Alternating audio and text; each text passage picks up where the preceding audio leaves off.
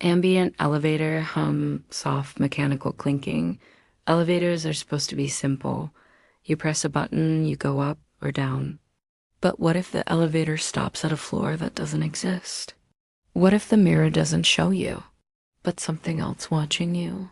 What if the door is open and there's no way back? Tonight on Glow of the Dead, we're taking you into places most people never escape. The narrow mechanical tombs hidden in plain sight. We've gathered 5 terrifying elevator horror stories based on true reports, urban legends, and unexplained events from across the world. Some involve disappearances, others returns. So dim the lights, turn up the volume, and press the button.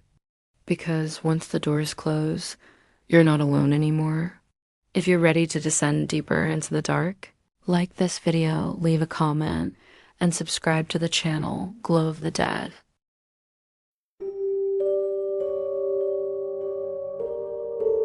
It started the second week on the job. Kyle was 22, fresh out of college, and working a marketing internship at a towering glass office building downtown. He didn't know what he was doing half the time, but he showed up early, wore button-ups that didn't quite fit, and nodded through every meeting like he understood. The building had 22 floors, 3 elevators, and a coffee shop in the lobby that knew his order by day 4. It was sleek, sterile, and modern. But what Kyle noticed, only after a week of taking the elevator every day, was that the button for floor 6 would light up randomly. Not always. Not predictably. Just every so often. Even when he didn't press it. At first, he thought someone else had called the elevator. That's normal, right? Someone on 6 presses the button, the elevator stops, opens, no one's there, maybe they walked away. Simple, but it kept happening. The thing was, no one ever got on or off at floor 6. He began to test it. He'd get in on the ground floor, only him. Press 17, alone, no one else waiting. And without fail, every couple of days, ding, the elevator would stop at 6. The doors would slide open, and the hallway would be dark, like the lights weren't on, like the floor wasn't in use. After the 3rd time, he mentioned it to Janine, the intern manager. "Oh, floor 6, she said, frowning. "That floor is sealed off, asbestos remediation or something. It's been closed since before COVID." Kyle laughed awkwardly. "So, nobody's using it?" She shook her head. "Nobody should be." That night, Kyle rode the elevator alone again. He told himself it was nothing, some wiring issue. He wasn't the only one who'd seen weird things in office buildings before. It's just dead buttons, ghost calls, elevator quirks, right? But now it was happening every night, and not just when he was going up. Even when he was leaving late, 7, 8 p.m., the elevator would descend slow and ding at floor 6, always with that soft sound. Always opening to that same hallway, dark, with just one flickering light, and never a single person. Until the night he saw the figure, it was late. He had stayed behind to finish an assignment. By the time he got in the elevator, the building felt empty, dead silent. He pressed the ground floor, leaned against the mirrored wall, and scrolled his phone. The elevator descended. 18, 14, 9. Then the light changed. Ding. Floor 6. He didn't even look up at first. It was so routine by now. But then, something in the silence shifted. The kind of stillness where your ears start to ring. The air in the elevator got colder. When Kyle finally looked toward the doors, they were open. And there, at the very end of the hallway, was someone standing. Just standing. Far enough that he couldn't make out details. Too still. Too perfectly framed in the flickering light overhead. A person, or what looked like a person, standing exactly in the center of the corridor, unmoving, facing the elevator. He blinked. The figure was gone. The doors closed. The elevator continued down. He didn't sleep that night. The next day, he went back. Of course he did. Interns don't get sick days. but he avoided the elevators, used the stairs to floor 17, told himself it was exercise. He tried to forget, until someone mentioned a weird smell in the break room. Like old smoke? It's probably from 6, someone joked. You know, they had a fire down there years ago. Kyle looked up. A fire? The coworker shrugged. Yeah, before it was sealed. Some IT guy or temp or something, electrical fire. Never really talked about it. That night, Kyle stayed late again, this time. On purpose. He waited until the building was nearly empty, stepped into the elevator, pressed nothing, and waited.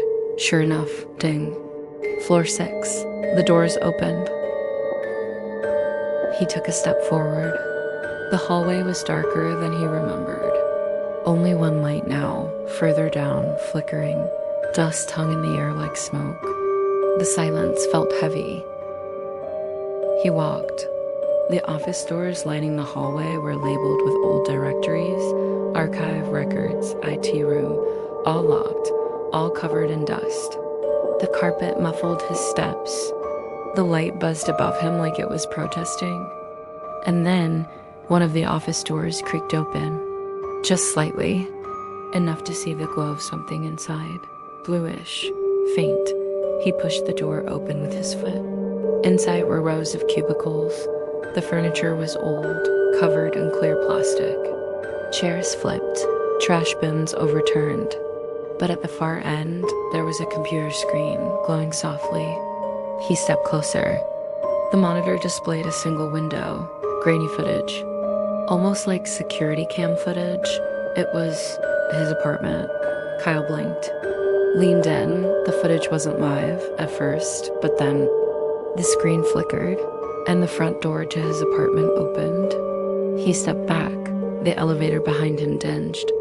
When he turned, the doors were already closing. He ran, sprinting down the hallway, heart pounding, lungs tight. He reached the elevator just as the doors closed completely. The button panel on the wall blinked, all of them unlit, except 6. Kyle never went back to the office. He told his manager he had COVID, then he ghosted. No one ever called to ask why. Weeks later, he passed the building from across the street. Floor 6 had no lights on, no signs of life, nothing, except just before he turned the corner, he looked up one last time. And in the window of floor 6, barely visible behind the glass, he saw a figure, standing, still, watching.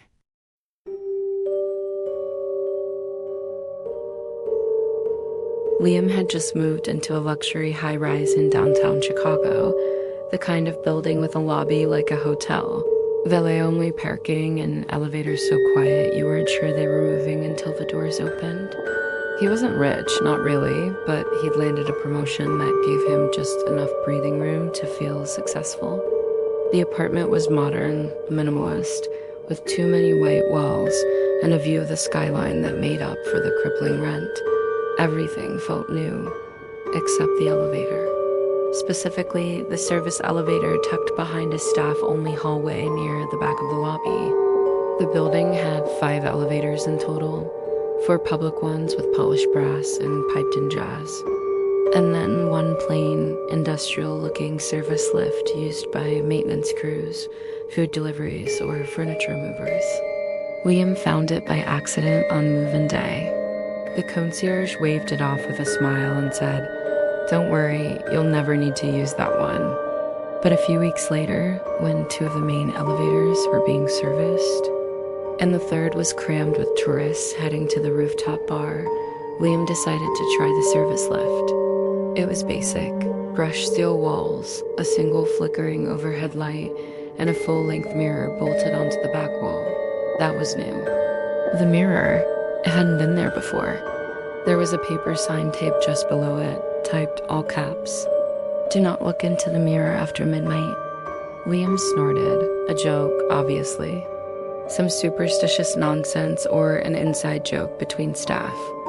Still, it stayed with him. That night, around 12:30 a.m., he came home late from drinks. The rooftop bar was closed and the elevators were all backed up. He didn't feel like waiting, so he took the service lift again. The mirror was still there, gleaming almost too clean. He looked at it. Of course he did. And for a second, just a second, he swore he saw his reflection blink. Before he did, he shook it off. He was drunk. Probably tired. Light was weird in there anyway. The next morning, the mirror was gone. No sign, no bolts, just bare steel. 2 days later, it was back. Same mirror, same spot. Same sign. Do not look into the mirror after midnight. Liam asked the front desk about it. The concierge gave him a blank stare. What mirror? In the service elevator, Liam said, back hallway. We don't have a mirror in there, she replied slowly. It's just a plain lift, no decorations. Always has been. She even offered to walk back with him and check. When they did, the mirror was gone again. Just steel walls and silence. Liam laughed it off. Maybe he had been imagining it. Long hours, late nights, weird lighting. That happens in cities, right? But then it showed up in his dreams. He'd see the mirror, stand in front of it, watch his reflection, not copying him, but observing him, tilting its head, smiling at the wrong moments. He stopped sleeping well. The next week, Liam had another late night, finishing a project, stressed out, exhausted. It was exactly 12:09 when he entered the building. The main elevators were empty, but out of curiosity, he checked the back hallway. The service elevator was there, open, waiting, and the mirror was back. He hesitated, then stepped in, pressed floor 17. The door slid shut. He didn't look at the mirror, not at first, but halfway up. He glanced. His reflection was staring straight back at him. But something was wrong. His reflection wasn't wearing the same shirt, and it was smiling, wide, too wide. Then the lights flickered. The elevator stopped. Not a jolt, a freeze. The floor indicator was blank. The buttons wouldn't respond. The emergency call didn't ring, and then his reflection lifted its hand and knocked on the glass. Not the wall, the glass, the inside of the mirror. Liam staggered back, pressed every button. The elevator didn't move. The reflection kept knocking, faster, harder. Then it leaned in close, grinning, its mouth opening far too wide, revealing not teeth, but more eyes. Tiny black eyes, writhing like they were alive inside its throat. The lights went out, total darkness. The elevator dropped suddenly, hard, then jolted to a stop. The doors slid open. Liam tumbled out onto floor 17, breathless, soaked in sweat. When he turned around, the service elevator was gone. The hallway behind him was just drywall, like it had never been there at all. He reported it. Of course he did. Security checked the cameras. They showed nothing. No entry, no elevator movement. No, ma'am. The concierge said the service elevator had been permanently disabled for months. Sealed. Condemned after a delivery. Man died inside it last winter. Crushed. Found smiling. Liam moved out 2 days later. He avoids mirrors now. Especially after midnight.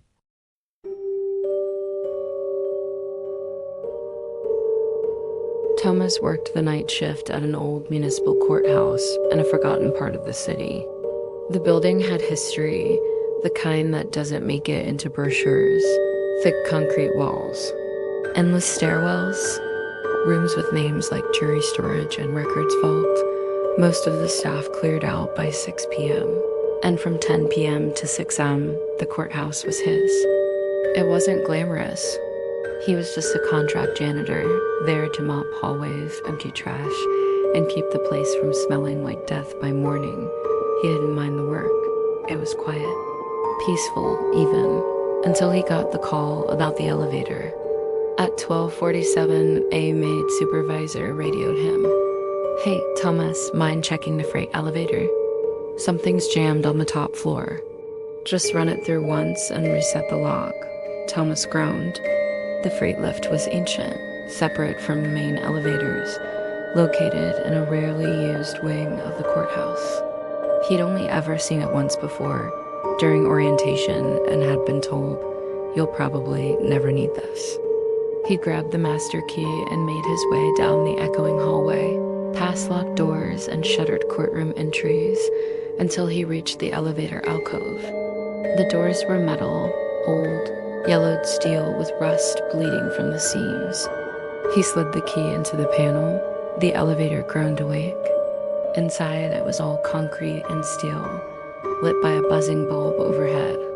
The control panel had no floor numbers, just a series of unlabeled black buttons. A few were scratched. One had tape over it. Thomas hesitated, then pressed the top one. The elevator shuddered and began to rise. He didn't like the sound of it. As the lift ascended, the air inside began to change, thicker, warmer, like the inside of a crawl space. The light overhead flickered. The concrete walls around him seemed closer. Then the elevator stopped. No ding, no announcement. The doors slid open with a hiss. Thomas stepped out into a floor he didn't recognize. It wasn't just unused, it was wrong. There were no lights, no signs, no numbers on the walls. Just a wide hallway with arched ceilings and cold, damp air. The walls were gray, the same color as the courthouse, but older, cracked in places, covered in what looked like chalk markings or scratches. A low humming echoed from somewhere, mechanical, constant, almost rhythmic. "Hello," Thomas called out. No answer. He turned back toward the elevator, but the doors had already closed. He pressed the call button. Nothing. The floor under him creaked. Then he heard it, a sound behind one of the doors nearby. A voice, faint, muffled, whispering. He stepped forward, pressing his ear to the door. Couldn't quite make it out, but it was repeating something, a phrase, over and over. He leaned closer, and the door knocked back. 3 slow, deliberate knocks. Right at ear level, Thomas jumped back. His breath caught in his throat. The door creaked open slightly, just enough to see that it wasn't a room behind him. It was another elevator shaft. And inside was another Thomas, standing still, smiling. He ran. Down the hallway, past the doors, past the markings that looked more like claw marks than chalk. His footsteps echoed, but something else was echoing behind him. Footsteps, heavier, not his. At the end of the hall was another elevator. It looked normal. Digital panel, soft yellow light. He jammed the button. The doors opened. Inside, it looked normal, comforting, even, until he saw the floor numbers. Sub-basement 1, sub-basement 2, sub-basement 3. Archive level holding floor 6. None of them matched anything in the building schematics. Still, he didn't have a choice. He hit ground, the only button with a name. The elevator began to descend, fast. He felt pressure in his ears, like going underground. The light overhead flickered, the walls changed, from steel to stone to something darker, wetter. Then it stopped, the doors opened, and there was nothing, just black. Not the kind of darkness you get at night, the kind you feel pressing in on your eyes, your skin, your thoughts. He didn't move. Then the emergency phone inside the elevator began to ring. He didn't answer. He pressed ground again. The elevator door closed. It rose, slowly. When it opened again, he was back in the courthouse lobby. But the clock on the wall now read 10:06 am. He'd been missing for nearly 10 hours. His supervisor had culps. Security said they never saw him enter the freight wing. The cameras had gone black around midnight and never came back online until morning. No one believed him. They chalked it up to stress, hallucination, exhaustion, but Thomas knew what he saw, and more importantly, he remembered the other Thomas, the one in the shaft. Still smiling, still waiting.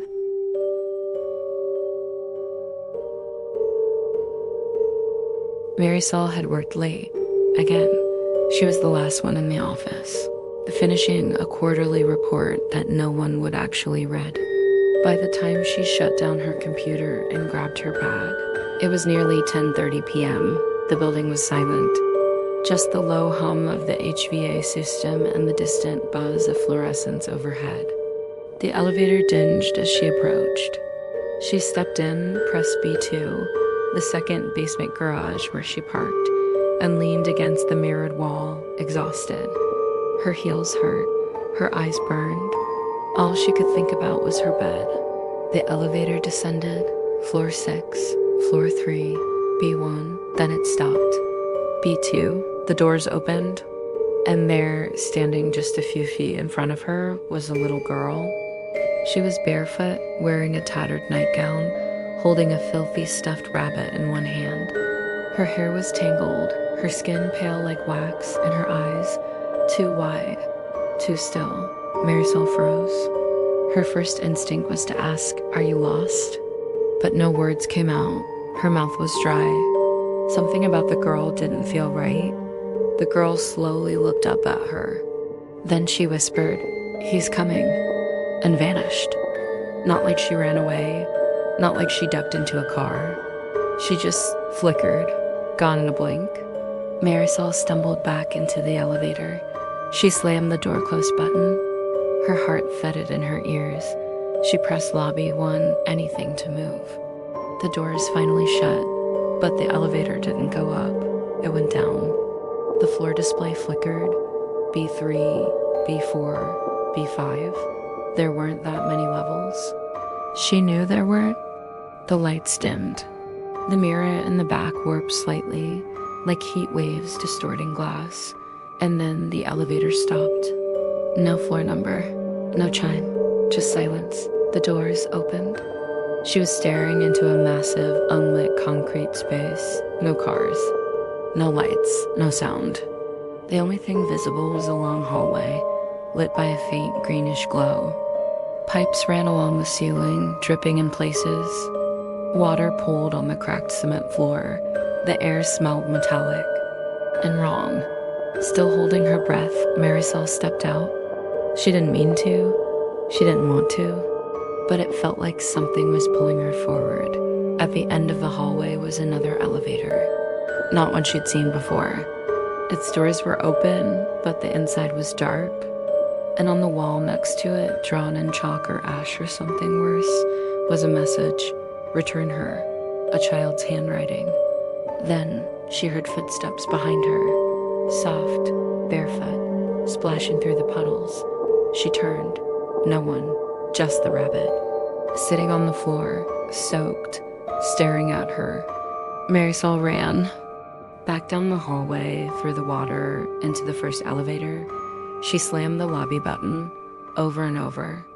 Nothing happened until she whispered, "Please." The doors closed. The elevator began to rise. It didn't stop until she reached the lobby.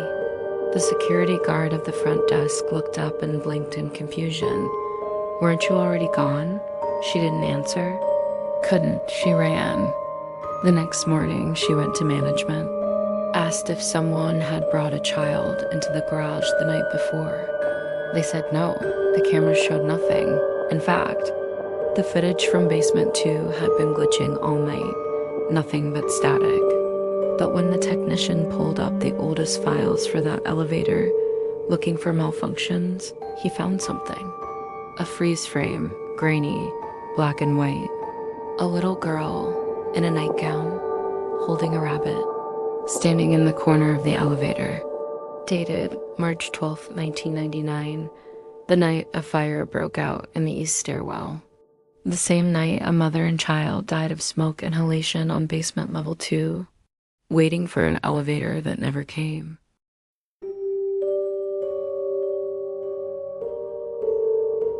Eli and Jonah had been best friends since middle school. Now in their 30s, they'd both landed jobs at a mid-range software firm in a tall, modern office building downtown. They weren't programmers, more like glorified project managers, but it paid the bills. And sometimes, on Friday nights, they'd hang back, order takeout, and play horror games in the office after hours. This Friday started like that. The rest of the office had cleared out by 7 p.m. By 8, they were 3 beers in, half watching YouTube, half arguing over whether The Ring or The Babadook was scarier. At 9:40 p.m., they decided to call it a night. They packed up, joked their way to the elevator, and hit the lobby button. The elevator doors slid closed. It began to descend, and then it stopped. Between floor 7 and floor 6, no warning, no jolt, just silence. The lights flickered once, the panel dimmed, then everything froze. Jonah laughed nervously. Guess the horror theme continues. Eli smirked, hit the door open button, nothing. Then alarm, still nothing. Probably a glitch, Eli said. We'll be out in 10. They waited. 5 minutes passed. Then 10, then 20. They started to notice that the temperature was rising. Not hot exactly, just stuffy, like all the air had stopped moving. Eli pressed every button. Nothing responded. The floor display just blinked. Try your phone, he said. Jonah pulled his out. No bars, not even Wi-Fi. They stood in silence, and then knock. Not on the door, not on the walls. From beneath them, 3 slow knocks from under the elevator. They both stared at each other. Jonah backed toward the wall. What was that? Maintenance, maybe, Eli said, voice shaky. But they knew it wasn't. Knock, knock. This time, from above. Like something or someone was climbing. Jonah started shouting, banging on the doors. Hey, we're in here. And then the lights went out. Total darkness. They stood frozen, breathing shallow, trying not to panic. Then a soft click. The emergency light flicked on, red, dim, uneven. And in the reflection on the elevator door, Eli saw something, a third shape, standing between them. Jonah didn't seem to notice. Eli, he whispered, there's something wrong. Eli turned slowly, but there was no one there. Just Jonah, pale, sweating, staring at him like he didn't recognize him. What? You're not supposed to be here, Jonah said. Eli blinked. What the hell are you talking about? Jonah backed into the corner. You laughed. I saw you leave. Before I got on, you said goodnight. You were already gone. Eli shook his head. No, we got on together. You can— No, Jonah said, louder now. That's not you. The elevator began to move, but not up, and not down. The panel still blinked. 6.5, then 6.4, then 6.3. Not a real floor. Just smaller numbers. The doors opened, and beyond them was a hallway. But not from their office. It looked like a hotel or an apartment complex. The carpet was moldy, the wallpaper peeling, no lights. Just flickering exit signs, everything tinged in a sickly yellow hue. Neither of them moved. Then a voice, Jonah's voice, called out from down the hall. Eli, come on, this way. Eli turned to Jonah beside him, who was silent, frozen. A tear rolled down Jonah's cheek. That's not me, the voice repeated. Eli, come on. The lights overhead began to pulse. Eli pressed the closed door button. The elevator waited, then shut. It began rising, slowly. Each number flickered back into place. Floor 7, floor 8, floor 9. Then it dinged. Lobby. The doors opened, bright lights, marble floors. Music playing softly, normal. But the security guard at the front desk blinked in surprise when he saw them. You two all right? He asked. Where the hell did you come from? We were stuck, Jonah said. In the elevator? The guard looked confused. That elevator's been offline since this morning. There's been no power running to it. Jonah turned to Eli, but Eli was gone. Not behind him, not in the hallway. Just gone. To this day, Jonah swears they both got on the elevator. He swears Eli was with him the whole time. But when they reviewed the security footage, only one man got on, and no one came out. Elevators are designed to move people, but sometimes they move something else. Stories like these remind us that between every floor, there's space, and in that space, things wait. If you've ever heard a knock from beneath your feet, if you've seen a reflection that didn't belong to you, you might already be part of the next story. Thank you for watching Glow of the Dead. Be sure to like this video, share your thoughts in the comments, and subscribe for more true horror stories from the places you think are safe. Because the next time the elevator stops unexpectedly, it might be your turn. And remember, not all lights guide you home,